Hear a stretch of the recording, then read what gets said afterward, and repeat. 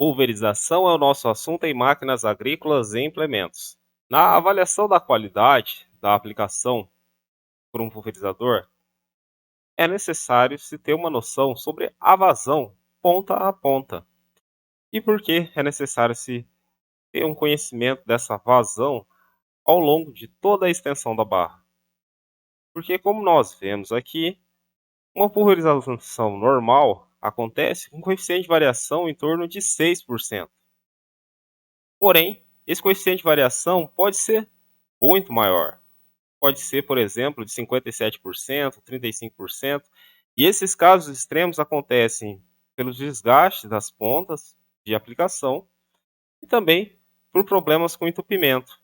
Então, é necessário se fazer uma medição dessa vazão ponta a ponta para nós termos um conhecimento sobre a vazão. Até porque, muitas das vezes, nós não vamos conseguir visualizar a olho nu a diferença de vazão. Isso somente nós vamos conseguir observar essa diferença quando tiver uma diferença muito expressiva. Mas então, como que nós fazemos essa medição? Como nós já falamos, essa avaliação da qualidade ao longo da barra é observada ponta a ponta. Então nós vamos ter que fazer coletas em todas as pontas de aplicação. E essas coletas em todas as pontas de aplicação pode ser feita por repetições. Nós podemos aplicar 4 repetições.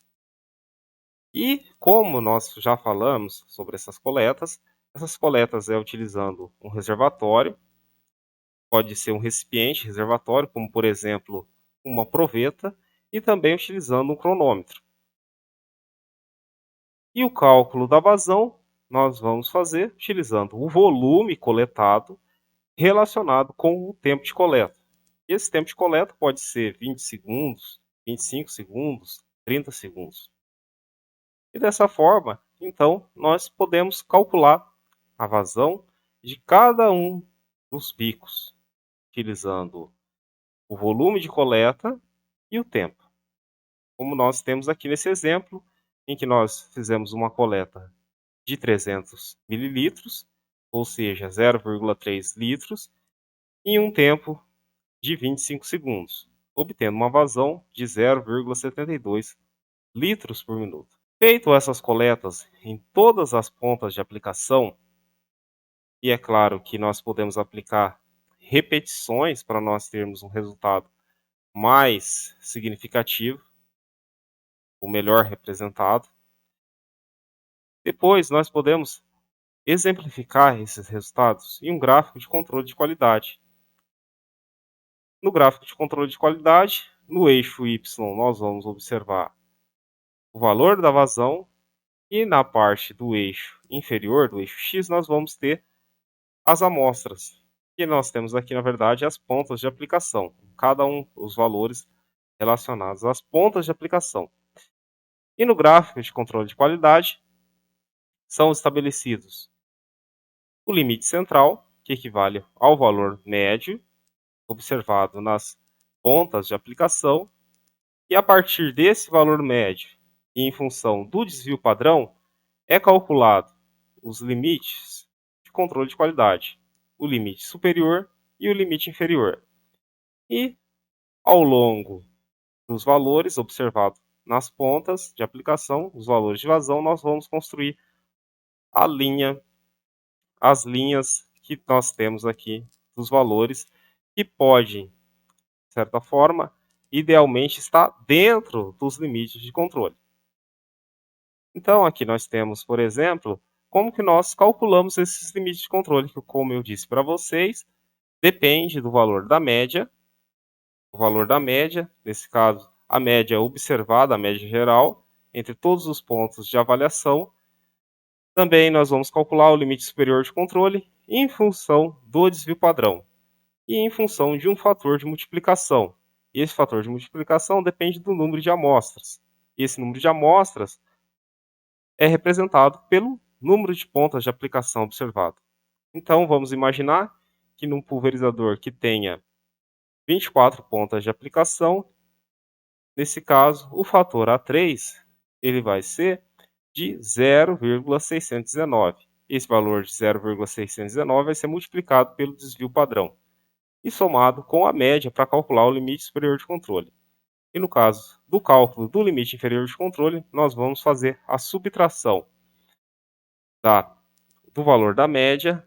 O valor da média nós vamos subtrair pelo fator A3 multiplicado pelo desvio padrão. E aqui nós temos um outro exemplo de um gráfico de controle que foi construído em função de dados observados. E nesse caso em específico, vocês podem observar que o valor do desvio padrão é alto.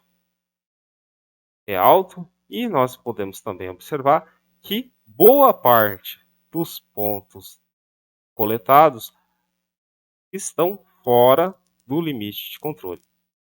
Isso significa uma aplicação com baixa qualidade, devido a essa alta variação através das 48 pontas de aplicação coletadas.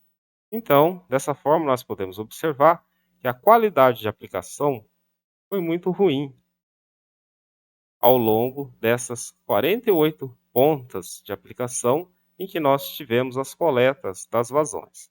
Para finalizar, vamos aqui destacar como que nós fazemos o cálculo e também fazemos a construção desse gráfico de controle de qualidade, utilizando o Excel. Então, nessa primeira porção, na primeira coluna, nós temos os bicos, a identificação das pontas de aplicação. Na segunda coluna, a vazão coletada em cada uma dessas pontas de aplicação. E aqui no final da tabela eu calculei a média dessa vazão, a média geral das 48 coletas que foram feitas através da barra de aplicação, o cálculo do desvio padrão. Em função do cálculo do desvio padrão e da média, nós podemos calcular o coeficiente de variação, já que o coeficiente de variação é o desvio padrão relacionado com a média. Desvio padrão dividido pela média e o valor nós multiplicamos por 100%, porque aqui o valor do coeficiente de variação é dado em porcentagem. Nesse caso específico, o fator A3 que nós observamos na tabela de controle de qualidade da referência do Montgomery, nesse caso o fator A3 é igual a 0,61. Tendo essas informações, nós podemos calcular, por exemplo, o limite inferior do controle de qualidade. E o limite inferior do controle de qualidade é o quê? É o valor da média menos o valor do desvio padrão multiplicado pelo fator A3. Já o limite superior de controle de qualidade é o valor da média mais o valor do desvio padrão multiplicado pelo fator A3. E aqui eu faço uma repetição dos valores ao longo dessas linhas, porque depois eu vou construir as linhas do limite central, as linhas do limite superior de controle de qualidade e também da linha do limite inferior de controle de qualidade. E depois, por último, depois que eu fiz isso, eu faço a plotagem dos resultados de vazão ao longo da barra de aplicação que nós tivemos.